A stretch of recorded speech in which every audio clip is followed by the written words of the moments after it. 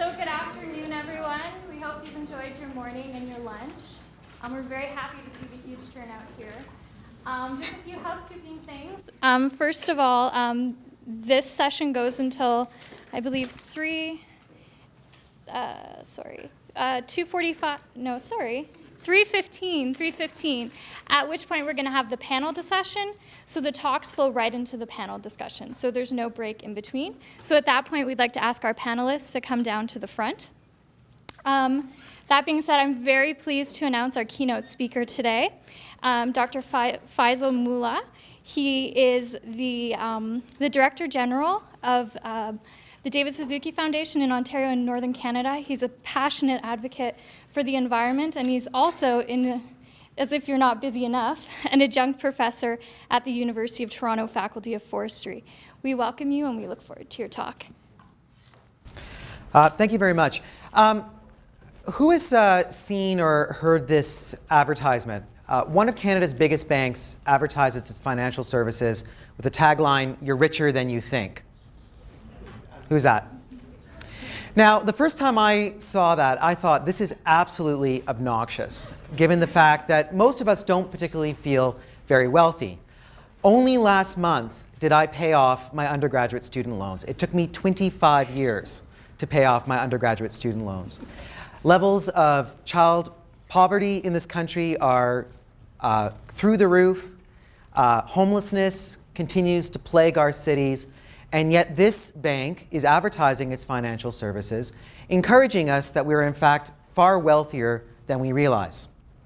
The reality is that they're totally right. We're loaded. But our true value is not found in our pocketbooks. Our true value is not found in our city coffers. I'm going to argue today that our true value is found in the fields, the farms, and the forests that this country is blessed with, so-called natural capital. These are ecosystems that not only provide homes and habitat for wildlife, things like orca whales and grizzly bears and endangered butternut trees, but as David Suzuki says, literally form the life support systems of our planet, providing clean air, clean water, and healthy food for us to eat. But first I want to bust a myth. Despite being a vast nation of mountains, forests, and ice, Canada is truly an urban society. According to the United Nations, more than 82% of Canadians now live in cities. And according to statistics collated by the United Nations Department of Economic and Social Affairs, Canada is among the most urbanized nations on the planet. We are well ahead of the United Kingdom. We are well ahead of Germany, Ireland, Italy, and most Western countries. In fact, half of the GDP of our nation last year was generated with economic activity in just 5 cities alone: Vancouver, Calgary, Toronto, Montreal, and Ottawa. So when we talk about an environment and the need to protect our environment, we need to focus on our urban areas. There's no question about it, given the significant influence that we as a populace have on our natural environment and on natural capital. Now, the significance of urbanization in Canada and around the world was brought into sharp relief recently in a series of maps that were developed by Timothy Golden, a researcher at the University of Maryland's Center for International and Security Studies. Here's one of his maps. This was published in the Atlantic Monthly magazine. Using data from the US Defense Meteorological Satellite Program at NOAA, Golden identified contiguous lighted areas worldwide. The bright spots that you see on this map reflect sources of light emissions: lit homes, powered factories, illuminated city streets, and other largely urban infrastructure, which now dominates the continent. Let's get ourselves a little bit oriented. This is the northeastern seaboard at night. The arrow here points to the Golden Horseshoe, where we're found. Let's zoom in a little deeper. This is the Greater Toronto and Hamilton area. And amongst that huge blob of glowing light is found the city of Waterloo and the surrounding suburbs we are today. Now, a number of urban geographers, most notably Richard Florida at the University of Toronto, has used Golden's maps to support the argument that the planet is increasingly becoming organized into relatively small number of urban hotspots that are disproportionately driving global economic activity. This map shows GDP production And you can see the large spikes. These are located with urban hotspots around the planet. Innovation, this is the number of patents granted worldwide. And this is a little bit controversial, the location of star scientists around the planet. I'm sure Waterloo is there somewhere. This is based on the number of the most heavily cited scientists worldwide. Florida essentially argues that the world is essentially a spiky place. The drive to become more innovative and the resulting social well-being is essentially associated with these hotspots of urban activity around the planet. In his best-selling book, Who's Your City?, Florida writes, in terms of both sheer economic horsepower and cutting innovation, today's global economy is powered by a surprisingly small number of urban places. The tallest spikes that are represented here on this map, the cities and regions that drive the world economy, that drive innovation and social well-being, are growing even higher, while the valleys, the places that boast little or any economic activity, mostly languish. For Florida, these hotspots include world-class cities like Prague and Berlin, but also sprawling urban megaregions, such as the powerhouse corridor that runs from Boston through New York to Washington, D.C., what he refers to as Wash, as well as the Golden Horseshoe here in southern Ontario, which is centered around the city of Toronto and its surrounding cities and suburbs, which is home to nearly a quarter of Canada's population, what he refers to as Torbuffchester. We're in the heart of Torbuffchester. This is a global mega region, according to Richard Florida, in terms of many of these indicators of social well-being. 25% of Canadians now live in this area, which we refer to as the Golden Horseshoe. According to Statistics Canada, that will increase to 60% of the population by 2031, largely driven by the significant immigration from other regions of the planet. People like myself that came to this country as an immigrant. There's no question about it. Large urban areas like Toronto and the surrounding cities and suburbs of the Golden Horseshoe, like Kitchener-Waterloo, have clearly emerged as centers of economic and social capital. One just needs to look at the explosion of technology companies which have merged out of Waterloo, like MapleSoft and Teledyne Dalsa, as evidence of this.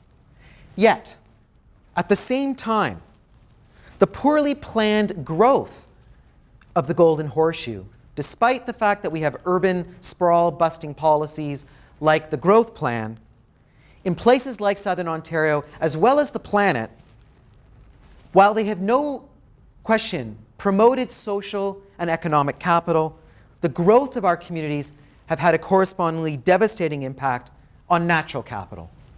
Those remnant ecosystems, the forests, the wetlands, the riparian zones that sustain the health and well-being of the very people that live there. For example, recent analyses by Ducks Unlimited, I hope I get the statistics right, has found that over 72% of the original wetlands in the Golden Horseshoe megaregion have now been effectively drained, dug up, or paved over. And our region is now home to 1/3 of Ontario's species at risk, including Canada's rarest ecosystem, the biodiversity-rich Carolinian forest. The same holds true for other urbanized regions of the country as well. For example, in my home, British Columbia's Lower Mainland, as well as the Greater Montreal area.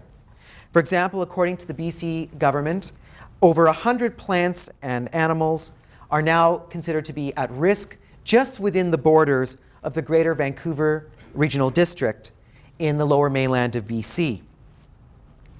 Protecting remaining natural areas in urbanized regions of Canada, like the Golden Horseshoe, is vitally important, since remnant wetlands, forests, grasslands, and other ecosystems not only provide critical habitat for wildlife, for example, the taxa that are represented in this slide, but they also sustain these functional ecosystems that are critical in terms of the ecological services that they provide, which are so intimately associated with the health and well-being of human populations. Unfortunately, we often take for granted the astonishing array of natural benefits that remnant green space, like wetlands, as well as managed ecosystems like farmland, provide in those highly urbanized geographies.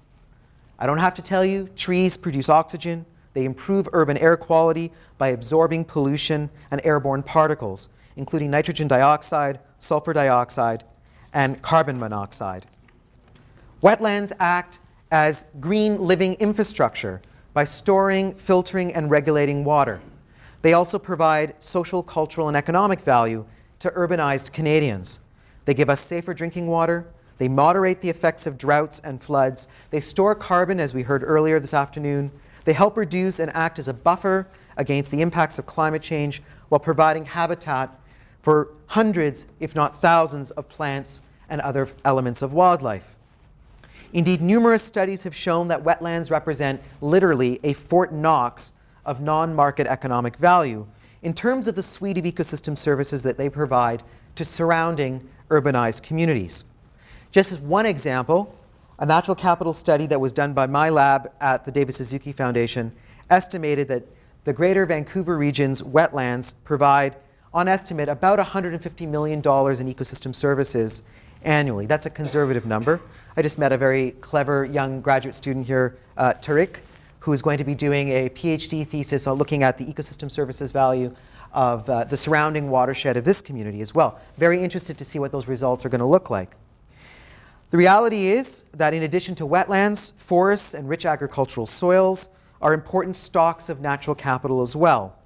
They not only provide critical ecosystem goods like food, fiber, fuels that help, they also provide non-market benefits that remove and store carbon dioxide from the atmosphere, thereby acting as a hedge against rising greenhouse gas emissions in Canada. Within built-up areas, green urban spaces cool our communities and they protect us from dangerous storms by providing protection against flooding and erosion and assuring the stability of steep slopes.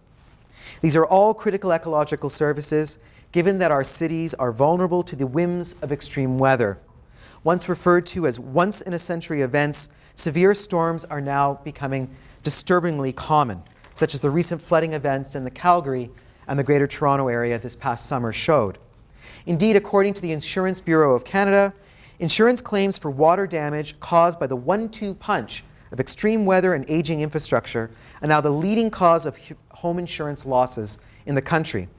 In 2011, the National Roundtable on the Environment and the Economy, that was before the Prime Minister killed it, concluded that annual costs associated with flooding and climate change will total about $17 billion a year by 2050.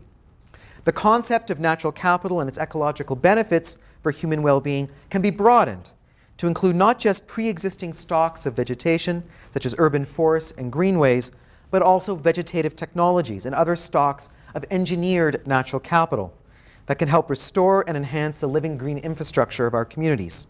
These technologies include green roofs and green walls, rain gardens, bioswales, engineered wetlands, stormwater ponds, which are all critically important as flood protection for growing urban communities. And finally, there is, of course, the physical, psychological, and for many of us, including myself, I would argue the spiritual benefits that we enjoy from having proximity to and time spent in nature in our busy lives. The stress relief that comes from a walk in a local park over lunch, or going with our families to a local protected area for a camping trip. Unfortunately, for most decision makers, however, despite their economic importance, these economic and societal benefits we see from nature are taken for granted. They're typically ignored by policymakers and environmental groups who have traditionally been attracted to protecting biodiversity in hot spots on the planet like the tropics or large intact areas like the northern boreal. There's nothing wrong with that.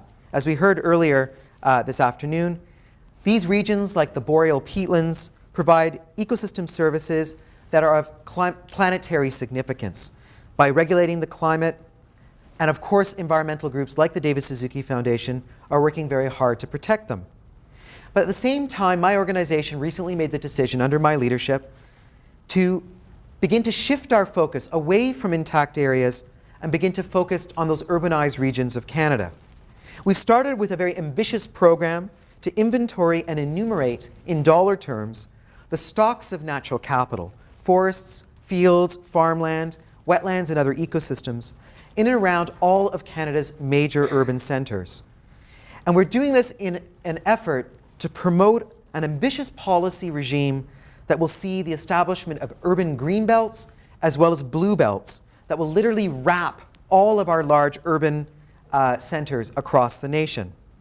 We're working in the BC Lower Mainland, on the island of Montreal and the surrounding suburbs, in Calgary, but our earliest work was done in the Golden Horseshoe, which is my new home, in support of an ambitious campaign that we did with allies like Ducks Unlimited to establish the world's largest urban greenbelt, a zone of protected countryside and farmland and remnant bits of nature in one of the fastest growing urban regions on the planet. I want to talk a little bit about the Greenbelt because this is probably one of the best examples of good policy development informed by science that has direct outcomes in terms of natural capital protection. Created by the provincial government in 2005, largely in response to campaigns by NGOs and local communities to curb urban sprawl and prevent the loss of valuable farmland and near urban nature, the Golden Horseshoe Greenbelt is ecologically awesome. It sprawls across 1.8 million acres in size. It envelops the city of Toronto, Hamilton, and surrounding suburbs like a great green cloak. With more than 7,000 farms, the Greenbelt's predominant land use is agriculture. It generates over $1.5 billion in total gross farm receipts annually.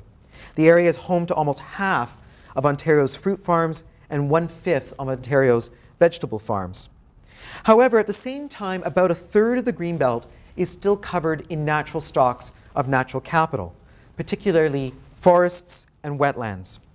And while satellite change analyses by the Suzuki Foundation show that there have been very little conversion of forests and wetlands in the immediate decades and the years since the Greenbelt came into effect, there has been a disproportionately high conversion of high-value agricultural land to urban built-up areas within the Greenbelt. For example, 38% of the Greenbelt is comprised of the best agricultural soils in all of Canada, called Class 1 soils. But 51% of all urban development in the Greenbelt is now concentrating exactly on those types of land cover.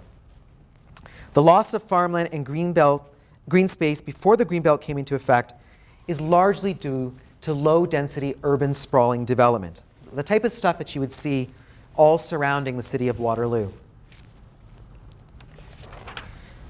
Next to that, it's golf courses, and thirdly, pits and quarries. Now, while urbanization and associated infrastructure continues to threaten farmland and sensitive ecosystems on the edges of the Greenbelt, our analyses have shown that the Golden Horseshoe Greenbelt still is extremely valuable as a stock of natural capital in terms of those ecosystem services assets, woodlots, carbon-rich wetlands and bogs, and the most fertile agricultural soil in all of the country. We recently published a major natural capital review of the Greenbelt, which conservatively estimated that the fields, farmlands, wetlands, and other types of natural and managed ecosystems provide some $2.6 billion in ecosystem services annually, an average of about $4,000 per hectare, through the cumulative contribution of ecosystem services such as carbon sequestration and storage, pollination, recreation, and other benefits. Our study found that ecosystems with the highest values are, of course, wetlands. They provide, on estimate, conservatively, about $14,000 per hectare.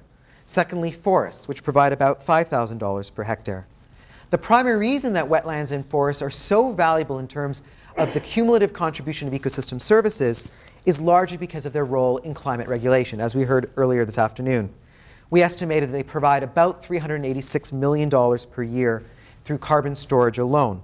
Flood protection is worth about $379 million per year, water filtration at about $131 million per year. But other ecosystem services like local food production, nature-based tourism, and pollination are very important as well.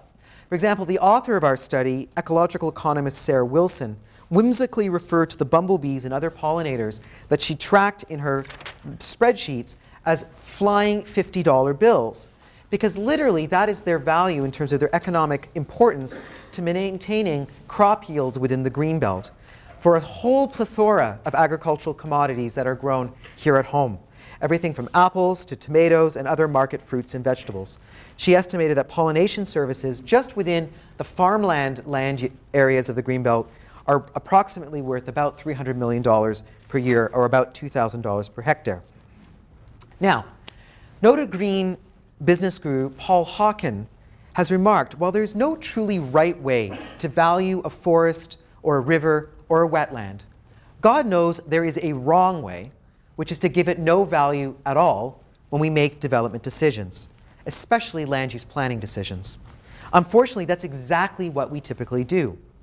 Most ecosystem services are ignored, or we treat them as externalities, because of the fact that we have this assumption that their loss and degradation will have little or no consequence to society or the economy.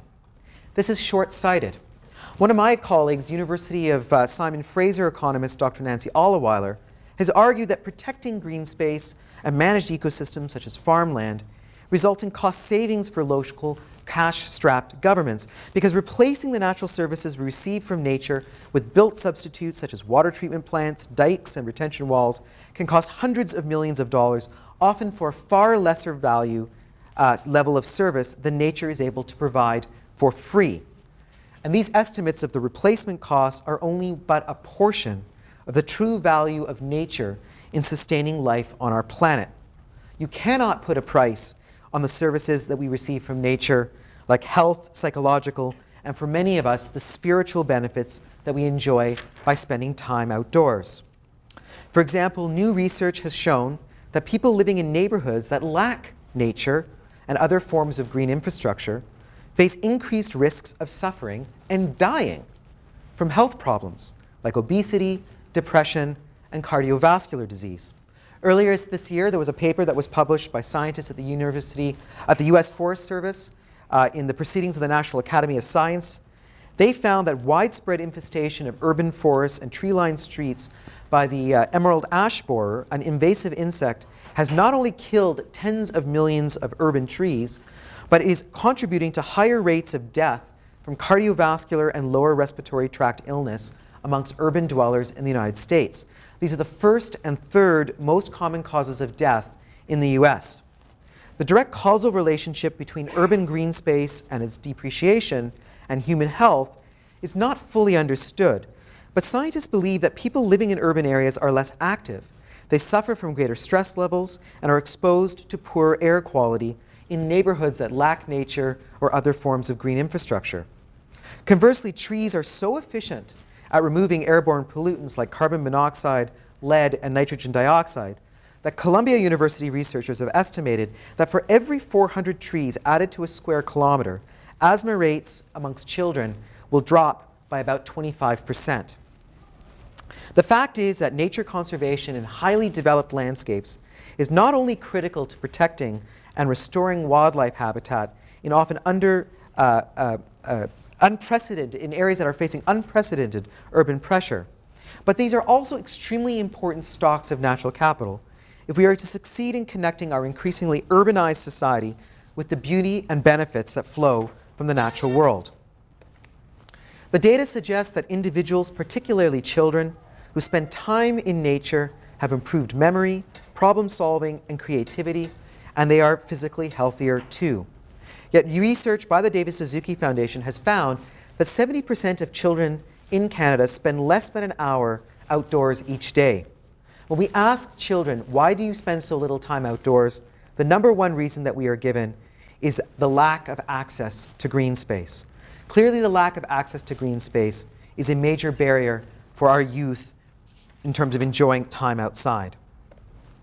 I want to tell you about a strange phone call that Davis-Suzuki received back in 2008. Several winters ago, as Canada was facing an economic precipice, you may remember the recession of 2008, the Canadian government's policy response, similar to what was happening in the United States with Obama, was economic stimulus through massive injections of public capital into the economy. At the time, the finance minister was asking for input on how should that money be spent, and we received actually a phone call from the finance ministry. And tell me, it's a rare day when the finance minister calls the Davis-Suzuki Foundation asking our opinion about how we should manage the economy. And we responded accordingly. Now, of course, we recommended that we needed increased and sustained funding for public transit. There's no question about that. We argued that we need subsidies for renewable energy, cash for research and development to green Canada's auto sector. But we also argued something that perhaps was a little bit unique for the finance minister. We suggested that the Canadian federal government take a closer look at the economic benefits of protecting and restoring terrestrial, freshwater, and marine ecosystems, particularly in urbanized regions of the country. We essentially argued in front of the finance minister that Canada needs to have an ambitious living green infrastructure strategy for Canada's cities. And that included the creation of new urban protected areas. I'm really happy the federal government actually listened. Last year, they created Canada's first urban national park. It's on the edge of Toronto. It's called Rouge Urban National Park. And it is amazing. It's going to be about 10,000 hectares in size. It provides fantastic opportunities for children to recreate in nature close to home, while also protecting the homes and habitat for over 1,000 different elements of biodiversity. We argued to Minister Flaherty that protecting nature results in cost savings for governments because natural areas provide many ecological services at little or no cost. As I've mentioned, these services include clean air, clean water, wildlife habitat, and flood control. All of these services are costly to replace if they are degraded or if they are lost due to mismanagement, assuming that they can even be replaced at all. Now, the fiscal rationale for protecting nature is nothing new.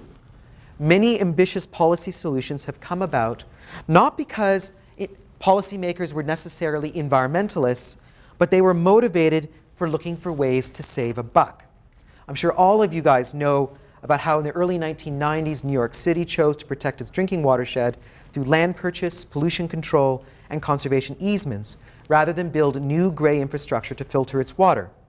In doing so, the city has saved billions of dollars, and I'm told provides potable drinking water without any engineered filtration whatsoever. Interest and investment in green infrastructure technologies is growing rapidly. Last year, about 1 million square meters of plant-covered roofing were built in the United States. Philadelphia has just announced a multi-billion-dollar plan to turn a third of the city's impervious asphalt surface into absorptive green spaces, and has set a lofty standard for other cities like Chicago that also have green aspirations. In the Greater Toronto Area, efforts to restore and enhance the Don River Valley over the past few decades have included the creation of a half-dozen new wetlands and tens of thousands of trees that have been planted. Heroic efforts to protect the Rouge River watershed has resulted in Canada's first urban national park, as I mentioned, a 60 square kilometre natural area that is estimated to provide over $400,000 per year conservatively in flood control services, just based on the current stocks of natural capital that there as well. At the international level, there's been an explosion of research and policy development into the economic benefits of natural capital protection, restoration, and enhancement. For example, the economic benefits of nature conservation are a focus of a major United Nations research program called the Economics of Ecosystems and Biodiversity, or TEEB, which is run by the former head of Deutsche Bank, Pavan Sukhdev.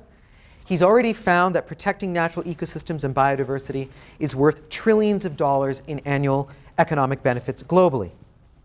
The economic benefits of nature conservation have also received the attention of the World Bank, not known to be populated by bunny huggers.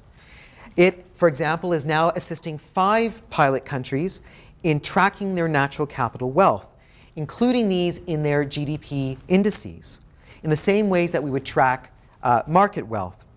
At the time, the former World Bank President Robert Zelnick told the media, quote, "For economic ministries in particular, it's important to have an accounting measure that they can use to evaluate not only the economic value, but the natural wealth of nations as well." The interest of the United Nations Environmental Program, the World Bank, and other important organizations is very important. For example, according to the United Nations Millennium Ecosystem Assessment, which was published in 2004, and which my organization contributed to, we have impacted natural capital more rapidly and extensively in the last 50 years than in any other comparable period in human history. And while the exploitation of natural capital has generated enormous wealth and improved the well-being of hundreds of millions of people around the planet, an estimated 60% of the ecosystem services that we get from nature, from regulation of air quality to purification of water, are now thought to be degraded or are being used unsustainably. More worrisome to me is the fact that natural capital and ecosystem services are not monitored in any comprehensive way by governments or industries or NGOs. They are not measured, and they are not used or accounted for in decision-making or land use planning. Though there are some pilot projects like the World Bank examples. I've been appointed to something called the Environmental Statistics Advisory Committee, which is this obscure committee that advises the Chief Statistician of Canada. And I'm really impressed because the former Chief Statistician, Munir Sheikh, before he was driven out of his role by the federal government, had essentially argued that we needed to start building new natural capital accounts as part of Canada's accounting for the economy. And right now we are working, myself, academics like yourselves, members of the industry, on developing a system of natural capital accounts for Canada. It's my dream that in the same way that the CBC reported today how much the economy grew or shrank, how many jobs were grown, how many jobs were shed, that we will actually see on a regular basis the media reporting out metrics on the natural capital wealth of our nation. How is the state of the nation's environment doing in association with the development of natural capital in places like the oil sands? Now, while higher levels of government have been slow to catch on to the enormous value of sustaining and growing the stock of natural capital in our cities, leadership is happening at local levels, but typically outside of the regulatory environment. And I'm going to conclude by just giving you an example of a very innovative project that my organization is doing in Toronto and that we hope to bring to cities like Waterloo. In Toronto, my organization and a dozen local community groups have launched a cheeky new campaign to create Canada's first homegrown national park right in downtown Toronto. We want to create a national park that is crowdsourced. Now, what does that mean? We actually want to create a zone of green, restored ecosystems along the former path of the Garrison Creek. Now, this used to be a river that flowed through the west side of Toronto. It's Canada's most notable lost rivers because at about the turn of the last century, it was buried beneath asphalt and cement. This is the river today. This is a historical photograph, of course. Our goal is to essentially bring a zone of natural capital through the cumulative contribution of volunteer efforts that individuals can do with their neighbors in form of a cumulative contribution of non-regulatory strategies. These include restoration activities like creating engineered wetlands, bioswales, rain gardens, cultivating bird and bug-friendly gardens, and growing food in backyards and on balconies. You know, I've worked for David Suzuki now for about 13 years, and traditionally the strategy of environmental groups when it comes to the protection of wildlife habitat and the associated ecosystems that flow from that has been the creation of large parks and protected areas. The one thing that we have learned is that typically the parks and protected areas that we create are too small, they're too isolated, and they don't adequately represent the habitat for wildlife.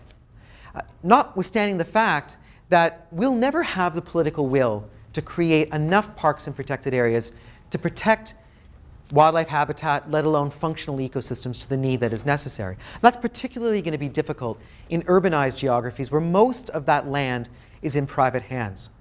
So I really feel very fundamentally that in addition to the creation of new urban protected areas like the Rouge Urban Park, we need to focus on matrix management. That is around creating, restoring, enhancing natural capital stocks that is found on private lands. And this is exactly what we're doing on the west side of Toronto.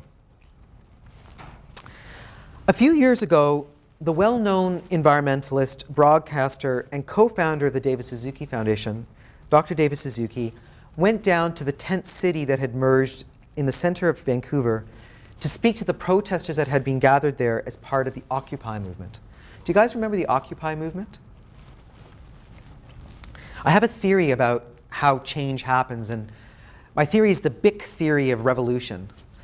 And the idea is that like a Bic lighter, you know, you flip a Bic lighter on and it burns bright, produces a lot of heat and a lot of light, but eventually the light diminishes.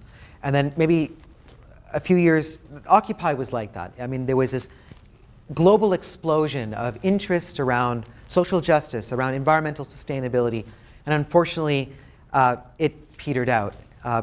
The Idle No More campaign, perhaps, is another example. We need to have these events. I think they're really important because they give us an opportunity as a populace to engage policymakers in creating a more sustainable future. And at the time, a very large gathering had formed on the grounds of the art gallery in downtown Vancouver. There was probably about 10,000 people that were there. About 1,000 people were camped out every night. And David went down to the Occupy movement with myself and some of the staff and asked to speak to the protesters. It was a very interesting conversation that David had with the protesters. Most notably the fact that people were engaging him from the audience, sort of talking to him about, is another world possible? Clearly, many of the people that had gathered there in that park believe that our current economic systems are broken. They need to be resurrected upon more deeper principles than just simply making money. The principles of social justice, the principles of democracy, the principles of transparency, and of course, environmental sustainability. I couldn't agree more. I think those are very important principles in terms of guiding the future of this country. In his speech to the Occupy protesters, David argued that we must remember that we're biological creatures. And as biological creatures, we depend on the ecosystem services that I've talked about this afternoon for our very survival. So wouldn't we not agree that protecting these fundamental services should be our top priority for politicians and for decision makers, and should dominate the way that we think about how we should interact with the environment, especially in terms of how we should manage and grow the economy? I want to quote from what David told the protesters, and he was sort of speaking off the cuff when he said this. David said, quote, "The economy is a human construct. It's not a force of nature like gravity or the speed of light or our biological makeup. It makes no sense to elevate the economy above the very things that keep us alive, the very ecosystem services that sustain the health and well-being of our communities and our families." As he so eloquently explained to the protesters, quote, "We draw lines around property, cities, provinces, states, and countries. We take these lines so seriously that we are willing to fight and die to protect those borders. But nature pays no attention to human boundaries. Air, water, soil that blows across continents and oceans, migrating fish, birds and mammals, wind-blown seeds cannot be managed within human structures, and that includes the economy." I couldn't agree more. The fact is, nature is our home. Nature provides for our most fundamental needs, and nature dictates limits to growth. Thus, if we are trying to create a truly sustainable society for the Golden Horseshoe and far beyond, we must do everything in our power to protect and restore the natural capital riches that this nation is blessed with. We truly are richer than we think. The forests, the fields, the wetlands, the rivers, the estuaries, the farmlands.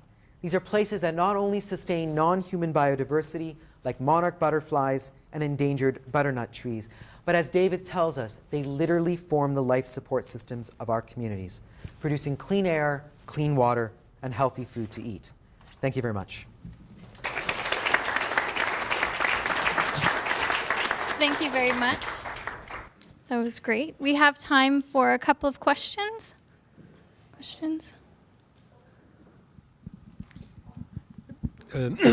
So in terms of urban development and urban planning, etc., so introducing more natural capital in the cities and enhancing it obviously is a very lofty goal, but in itself it's not going to stop expansive growth. It's not going to stop suburbanization, which is essentially, if you look, for instance, at greenhouse gas emissions, is one of the main reasons. It's because it induces so much transportation. That's so. I agree with you, and I think Ontario has got it right. When Ontario brought in two major pieces of policy. One was called the Greenbelt, which was a land use policy that protected 1.8 million acres of natural capital. which we conservatively estimated produces $2.6 billion in ecosystem services per year. And our satellite analyses of change have shown has stopped the loss of wetlands and forests within that zone, not farmland. We're still losing prime agricultural farmland. The Greenbelt Act and Plan was complemented by another piece of policy called the Growth Plan. The Growth Plan is exactly what you're talking about, in that it incentivizes smart growth. Under the Growth Plan, municipalities must accommodate 40% of population growth within existing built-up areas. I would like it to have gone much, much further than that, but that essentially is sending a very strong policy signal to the municipalities that as we grow, we need to grow through densification. We also need to grow with what I would refer to as fully functional, smart communities which have access to public transit, for example. If the Green Growth Plan is implemented like the policymakers believed, we should see a slowing down of urban sprawl, sprawling out onto natural capital. That should buy us some more time in terms of how this community grows. Unfortunately, Philippe, analysis that was just done by Suzuki Foundation, which is a very well-renowned science organization that looks at land use planning, has found that the growth plan is not working, primarily because while some municipalities like Toronto and Markham have largely zoned accordingly, meaning higher densification, other municipalities have not. And it's this failure of political leadership that is really compromising this vision for smart growth. We may want to go much further, like Portland has done, or Vancouver, which is to create a very clear urban containment boundary and just simply say there is no development that can happen outside of that urban containment boundary. I think that time for that is now. Great. I think that's all the time we have. Thank you so much. Okay, thank you very much.